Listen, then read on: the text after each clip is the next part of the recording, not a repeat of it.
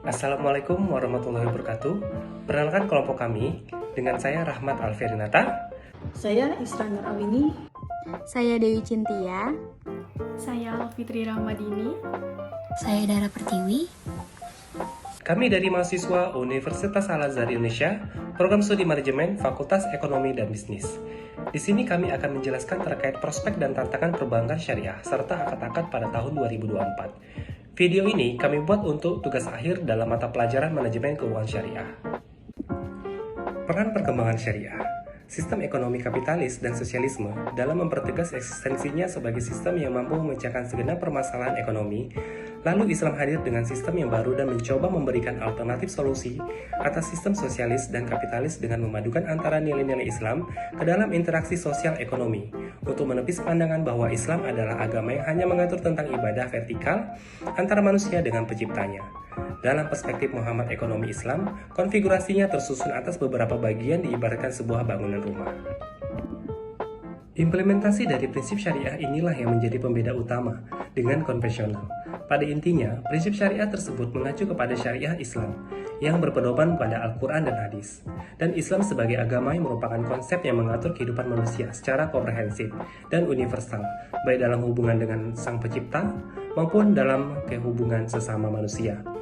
Berikut ada 3 pokok dalam pilar ajaran Islam, yaitu yang pertama, akidah.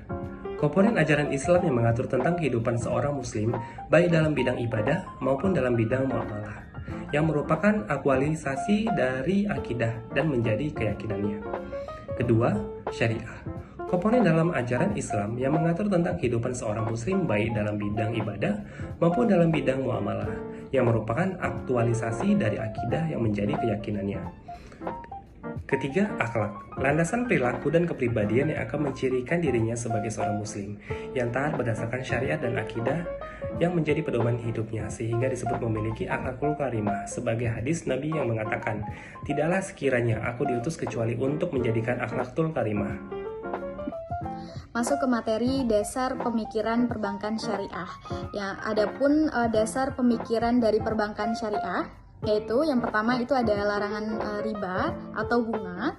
Jadi perbankan syariah tidak memperbolehkan praktik riba yang dianggap tidak etis dalam Islam. Dan kedua itu ada bagi hasil atau mudharabah. Jadi perbankan syariah ini lebih berfokus pada prinsip kemitraan, di mana keuntungan dan kerugian dibagi antara bank dan nasabah. Lalu ada aset real dan layanan, dan investasi dalam aset real dan transaksi berbasis barang dan jasa yang nyata, menghindari spekulasi dan transaksi yang bersifat tidak jelas. Lalu ada larangan investasi dalam bisnis haram. Jadi perbankan syariah tidak dapat berinvestasi dalam bisnis yang bertentangan dengan prinsip-prinsip Islam. Jadi seperti alkohol, perjudian, dan produk yang melibatkan segala jenis riba. Etika dan keadilan. Jadi prinsip-prinsip etika dan keadilan ini diutamakan menciptakan lingkungan yang adil dan seimbang. Jadi ada transparansi dan tanggung jawab, adanya keterbukaan dalam transaksi serta bertanggung jawab sosial sebagai integral dari operasi perbankan. Lalu terakhir ada pencegahan garar dan maisir. Jadi garar ini ketidakpastian dan maisir ini adalah perjudian. Jadi dihindari dalam transaksi keuangan untuk menjaga keadilan dan ketertiban. Potensi perkembangan perbankan syariah. Secara umum, potensi perbankan syariah untuk tumbuh dan berkontribusi dalam pembangunan perekonomian Indonesia cukup berpeluang besar. Hal ini dapat dianalisis dari beberapa poin diantaranya sebagai berikut. Yang pertama, potensi pertumbuhan. Perbankan syariah mempunyai potensi untuk tumbuh secara signifikan di Indonesia, mengingat besarnya populasi muslim dan meningkatnya kesadaran masyarakat akan keuangan syariah. Kedua, tantangan.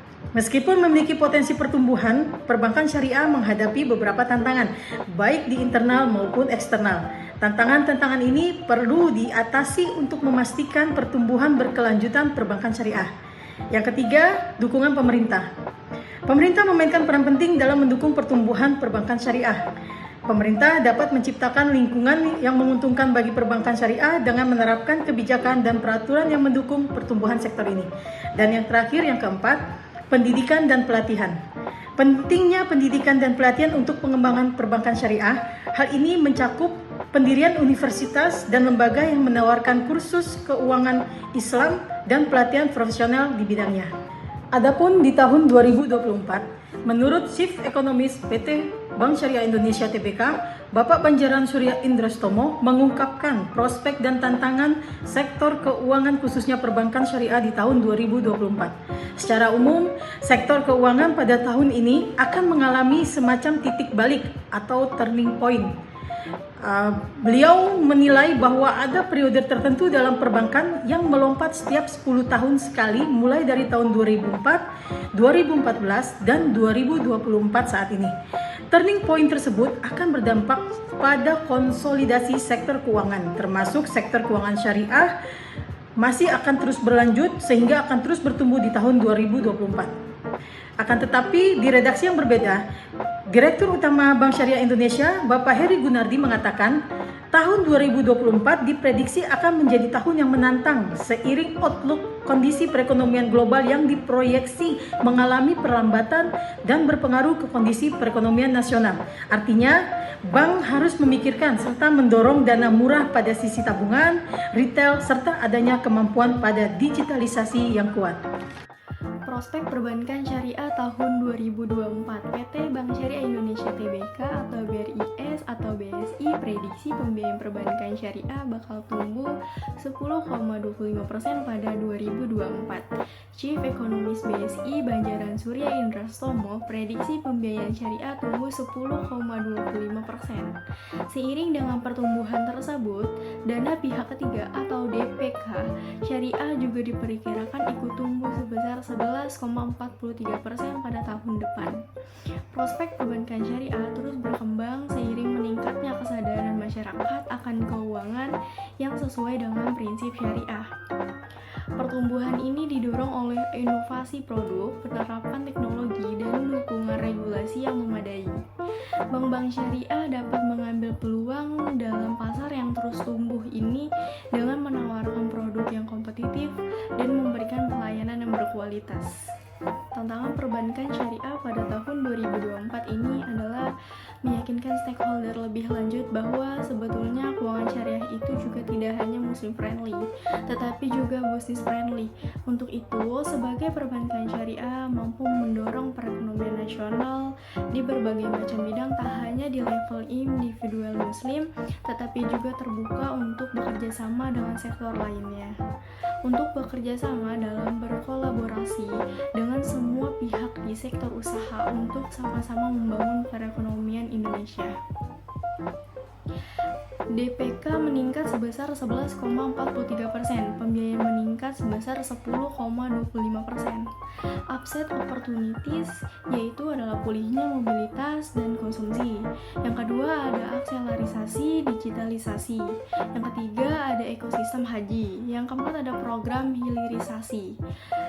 Terakhir ada downside risk, yaitu perlambatan ekonomi global. Yang kedua ada likuiditas ketat. Yang ketiga ada pivoting sektor industri. Akad-akad pendukung yang pertama wadiah, akad penitipan barang atau uang antara pihak yang mempunyai barang atau uang dan pihak yang memberi kepercayaan dengan tujuan untuk menjaga keselamatan, keamanan, serta keutuhan barang atau uang. Yang kedua ada mudorobah, akad kerjasama suatu usaha antara pihak pertama, malik sahibul mal atau bank syariah yang menyediakan seluruh modal, dan pihak kedua, amil mudorib atau nasabah yang bertindak selaku pengelola dana dengan kesepakatan yang dituangkan dalam akad. Sedangkan kerugian ditanggung sepenuhnya oleh bank syariah kecuali jika pihak kedua melakukan kesalahan yang disengaja, lalai atau menyalahi perjanjian. Yang ketiga, musyarakah, akad kerjasama di antara dua pihak atau lebih untuk usaha tertentu yang masing-masing pihak memberi porsi dana masing-masing. Yang keempat, murabahah, akad pembiayaan suatu barang dengan menegaskan harga belinya kepada pembeli dan pembelinya membayarnya dengan harga yang lebih sebagai keuntungan yang telah disepakati. Yang kelima, ada salam, akad pembiayaan suatu barang dengan cara pemesanan dan pembayaran yang dilakukan terlebih dahulu dengan syarat tertentu yang telah disepakati. Yang keenam, Istisna, akad pembiayaan barang dalam bentuk pemesanan pembuatan barang tertentu yang disepakati antara pemesan atau pembeli dan penjual atau pembuat. Yang ketujuh, ijaroh, akad penyedia dana dalam rangka memindahkan hak guna atau manfaat dari suatu barang atau jasa berdasarkan transaksi sewa tanpa diikuti dengan pemindahan kepemilikan barang itu sendiri. Yang kedelapan, ijaroh muntohiyah bitamlik, akad penyediaan dana dalam rangka memindahkan hak guna atau manfaat dari suatu barang atau jasa berdasarkan transaksi sewa dengan opsi pemindahan kepemilikan barang. Yang kesembilan, qard, akad pinjaman dana kepada nasabah dengan ketentuan bahwa nasabah wajib mengembalikan dana yang diterimanya pada waktu yang telah disepakati. Kita masuk ke kesimpulan. Perbankan syariah melibatkan komitmen pada prinsip-prinsip Islam yang melarang riba atau bunga dan mendorong keadilan sosial. Bank syariah tidak hanya berfokus pada pencapaian keuntungan, tetapi juga memprioritaskan keberlanjutan dan keadilan dalam distribusi kekayaan. Dalam perbankan syariah, transparansi, tanggung jawab sosial, dan keberlanjutan lingkungan diintegrasikan sebagai aspek integral dan operasionalnya. Pembiayaan dalam perbankan syariah cenderung melibatkan skema keuntungan dan risiko bersama antar bank dan nasabah, sehingga memperkuat prinsip kemitraan dan keadilan. Dalam menyediakan layanan keuangan, perbankan syariah berupaya memberikan alternatif yang sesuai dengan kebutuhan masyarakat muslim yang ingin menjalani kehidupan ekonomi sesuai dengan ajaran agama, serta kontribusi positif terhadap pembangunan ekonomi yang keberlanjutan dan inklusif. Seiring dengan menghormati prinsip-prinsip etika Islam yang mendasari kehidupan ekonomi dan keuangan umat muslim. Demikian pemaparan dari kelompok kami terkait prospek dan tantangan perbankan syariah di tahun 2024. Terima kasih. Wassalamualaikum warahmatullahi wabarakatuh.